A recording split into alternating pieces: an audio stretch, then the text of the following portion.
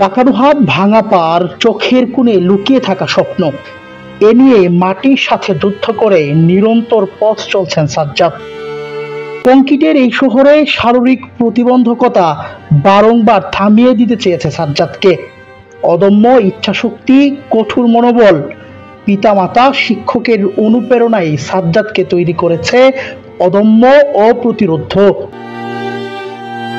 অবহেলার সাগরে ভেসে সাজ্জাদ আজ পড়াশোনা করছেন জগন্নাথ বিশ্ববিদ্যালয়ের অর্থনীতি বিভাগে। এই কঠিনটা কিরকম সেটা আসলে বলে ব্যাখ্যা করার মতো না, কেননা এখানে প্রচুর পড়াশোনা করতে হয়, অধ্যাবসায় কঠিন অধ্যাবসায় করতে হয়, তারপরেও অনেকেই চান্স পায় না। আল্লাহ তাআলার কাছে লাখো কোটি শুকরিয়া। যদি আমি সমস্যা মনে করতাম তাহলে সমস্যা হতো, কিন্তু প্রতিবন্ধকতাকে আমি কোনো সমস্যা মনে করিনি। আর আশেপাশের মানুষ দেখা যায় যে সমাজে চলতে গেলে 5 রকমের মানুষ 5 রকমের কথা বলবে, এটা স্বাভাবিক।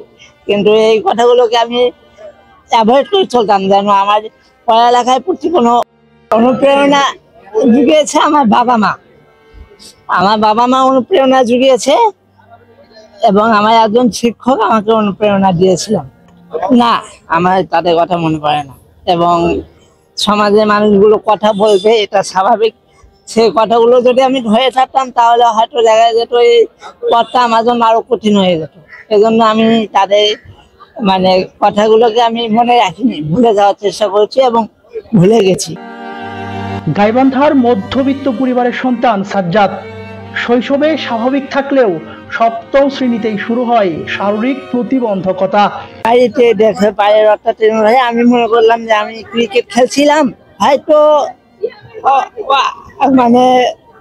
বল লাগার কারণে একটু পায়ে অসুবিধা। তো একদিন যায়, 2 দিন যায়, না পা তো ঠিক হয় না, ডাক্তার দেখাই, তেমন কোনো বেনিফিট পাই না।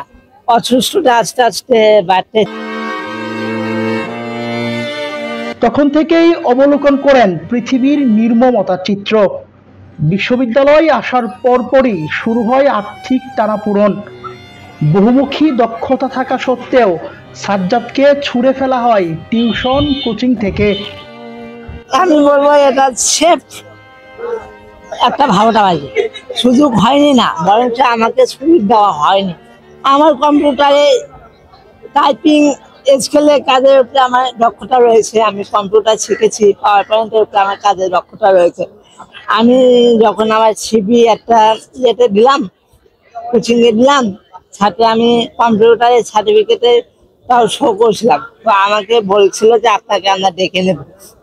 হয়তো আমার শারীরিক অবস্থা থেকে আমাকে আর ভয় করে ডাকেনি। তবে সাজ্জাদরা হেরে যাওয়ার পাত্র নয়। সেখান থেকেই শুরু হয় দিগন্ত বিজয়ের পরিকল্পনা। স্ব-উদ্যোগেই শুরু করেন অনলাইন বইয়ের ব্যবসা। আমি উদ্যোক্তা, ছোট্ট উদ্যোক্তা।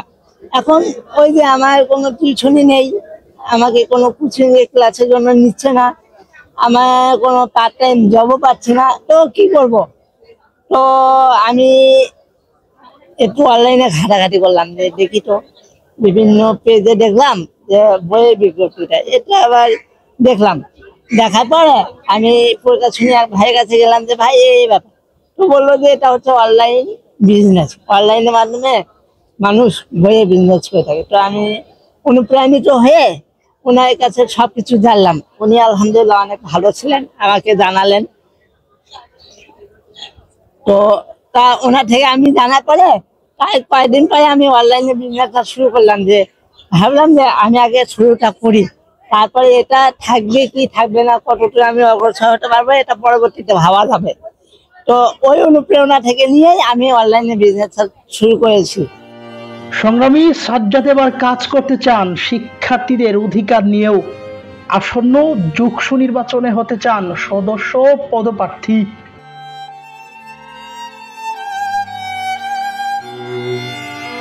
এদেশে সাজ্জাদদের নজরদারি ও যত্ন নেওয়ার মানুষের বড্ড অভাব। আমরা একটু সচেতন হলেই অদম্য সাজ্জাদের মতো অসংখ্য তরুণ তরুণীর স্বপ্ন ছড়িয়ে পড়বে বাস্তবের এই বিশাল চত্বরে। Zubayer Hasan, student journal, Dhaka.